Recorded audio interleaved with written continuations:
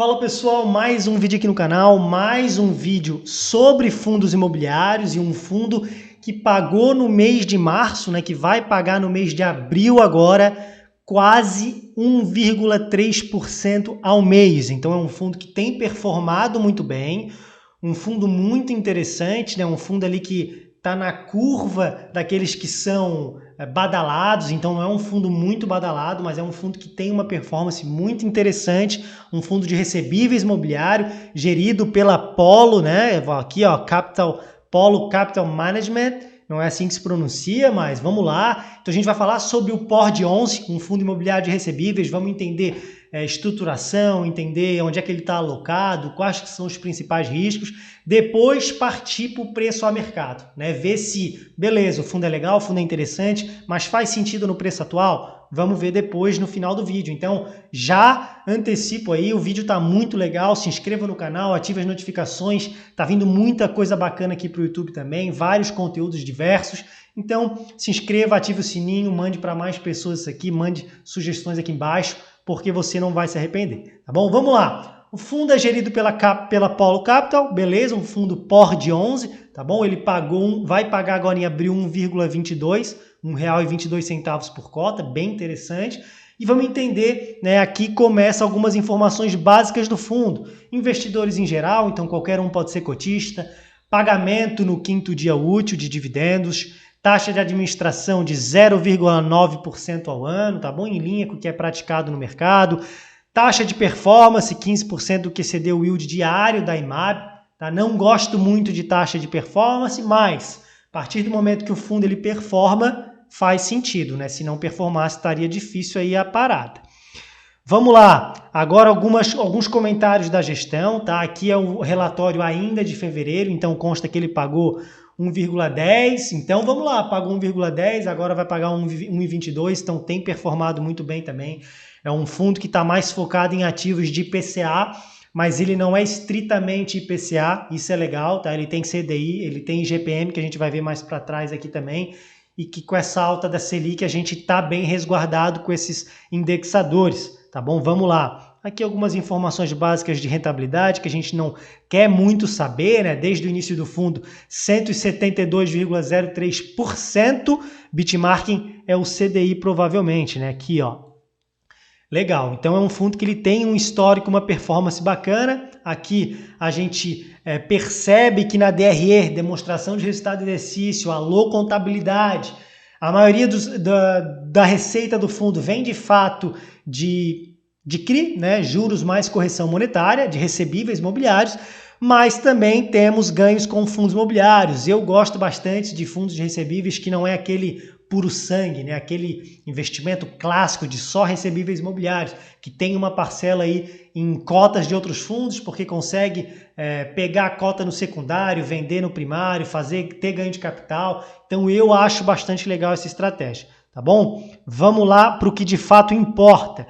Antes de ver o breakdown da carteira, se eles são pulverizados, se eles são corporativos, quais são a subordinação, vamos primeiro perceber onde é que ele está alocado. Tá? 49% em IPCA, então majoritariamente é um fundo bem atrelado à inflação IPCA, que está aí acima dos 10% nos últimos 12 meses, então tem performado muito bem, com uma taxa de aquisição não tão alta, de 7,42, então não considero um high yield, um de excesso risco para trazer uma rentabilidade maior para o cotista, então eu vejo aí o middle risk nele, eu vejo esse equilíbrio no portfólio.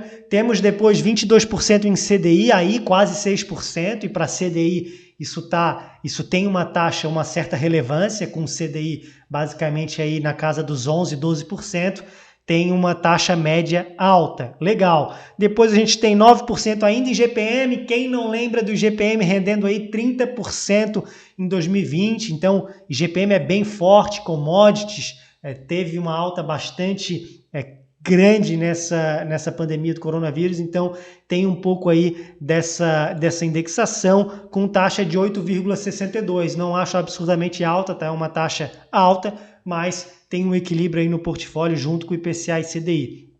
Tem um pré aí de 10%, tem caixa também que é muito interessante. Não é interessante que o fundo tenha aí um grande caixa, porque isso mostra uma dificuldade na alocação de recursos, mas para ter essa barganha para passar por momentos, comprar, fazer uma negociação, uma operação de um fundo imobiliário, de algum CRI, isso é interessante. Tá bom? Então essa é a indexação. É isso que você tem que entender para onde que o fundo vai surfar, tá? Pô, eu não sei por que o fundo agora entregou tão bem, 1,22. Bom, ele pode ter feito negociação com cotas de FII, mas o IPCA de janeiro, fevereiro, dezembro foi alto, então agora que é repassado, 49 de IPCA, então isso também resulta num rendimento maior, até porque a gente sabe que fundos de papéis entregam a inflação todo mês no curto prazo, junto com a correção monetária, né? A correção monetária é essa inflação. Então, quanto maior a variação da inflação, maior os rendimentos que vão ser entregues caso não haja inadimplência. Tá bom? Vinícius, como é que é esse breakdown da carteira aí? Cara, o fundo ele tá basicamente quase mais do que 60% em CRIs corporativos, né? Em CRIs que tem um único devedor aí, basicamente, tem um devedor aí base, depois passa para fundos pulverizados, onde há uma maior incidência de devedores, então há uma maior diversificação, vamos dizer assim. Mas o que eu gosto dele é que não há uma subordinação, né? Há um pouco de mezanino, mas a maioria é ou sênior, né, que está ali na base da inadimplência, então o último a sentir a inadimplência, o último CRI a sentir a inadimplência são aquelas cotas sênior, e tem aqui uma subordinação única também, que pode ter todos os três, tanto subordinado quanto mezanino, quanto sênior, mas não há cotas estritamente subordinadas. Isso é interessante porque elas são as primeiras a sentirem a inadimplência, tá bom? Então, migrar para essas sênior, séries únicas, mostra aí um equilíbrio junto com as taxas médias de aquisição, tá bom? 80% CRIs residenciais, depois 21% comercial, então não vejo um segmento de multipropriedade, de loteamento, algo extremamente exposto à construção civil de fato, a todos os andares da construção. Isso é um ponto que traz menos complexibilidade também para o fundo. Tá? E aqui a gente consegue ver uma lâmina melhor. Tá? A gente vê que nenhum fundo representa mais do que 8% do PL, nenhum CRI representa mais do que 8% do PL. Isso é interessante. Quem não viu aí um devedor entrando em processo de falência, no fundo FLCR11 representando 25% do PL. Isso pode trazer um impacto muito grande para o fundo, tanto na valorização das cotas, quanto nos rendimentos mensais, caso haja essa inadimplência no final das contas, né? Então o fundo está bem diversificado no quesito patrimônio líquido do fundo. Aqui a gente consegue ver as taxas, os spreads, as taxas básicas, médias de aquisição de cada CRI, para chegar nessa média que a gente trouxe aqui em cima, tá bom? A gente consegue ver os devedores de fato, a maioria é pulverizado aqui, ó. Não, a maioria não é pulverizado, né? Mas existe os pulverizados aqui, existem as subordinações das cotas, e aqui embaixo traz maior especificidade sobre o grupo que tem esse devedor, as garantias, que é muito interessante, vejo com bons olhos essas garantias do POR 11, com as taxas de aquisições médias de cada CRI, tá? Vencimento para 2026, 2026... 2025, 2027, 2025 de novo, então aí majoritariamente acima aí dos 4, 5 anos. Ficar de olho nesse aqui de 2024, existe boas garantias, tem aí 6,50 de taxa média, não é tão alta, mas o CRI São Carlos, se a gente ver aqui em cima, vamos ver... São Carlos representa 0,66%. Então, por mais que existe aí um vencimento mais próximo para 2024, ele representa apenas 1%, menos do que 1% do patrimônio líquido do fundo. Isso dá uma tranquilidade. Tá? Esse é o portfólio do fundo. Essa é a estratégia do fundo. É o que eu queria mostrar para vocês no relatório gerencial. Depois dei uma lida, é muito interessante.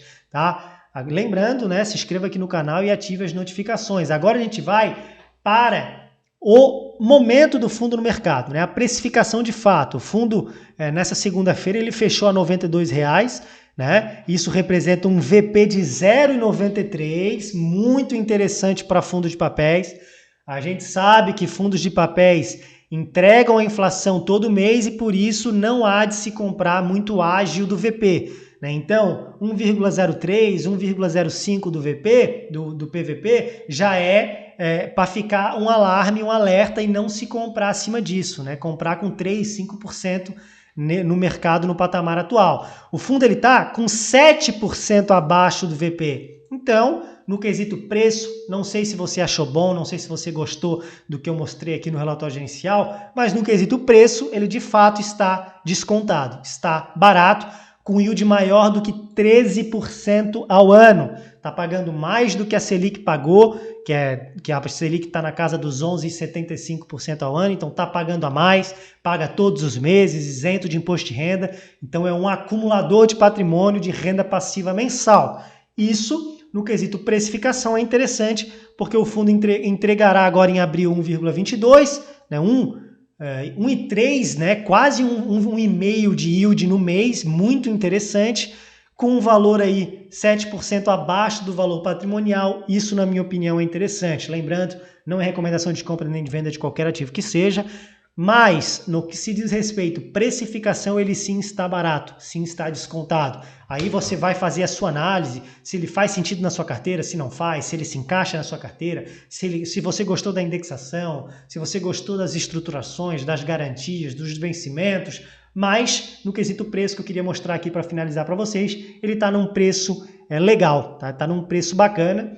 Então, o vídeo ele era basicamente isso, você entender a indexação do fundo, entender o portfólio do fundo e entender também, em consonância com isso, o momento dele na bolsa, tá bom? Agradeço a todos a presença até aqui, se inscreva aqui no canal, ative as notificações, deixe o seu like, sugestões para a gente continuar criando conteúdo de qualidade aqui para vocês, tá bom? Um grande abraço e até a próxima.